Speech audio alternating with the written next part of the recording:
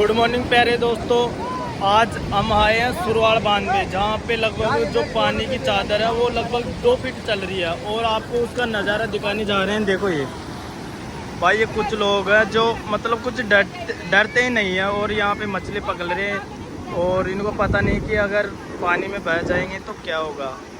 देखो भाई, पानी की चादर देख सकते हो तुम कितनी। भाई वहाँ पे एक जाल टूट गए, इस कारण मछली आ रही है बहुत ज़्यादा। देखो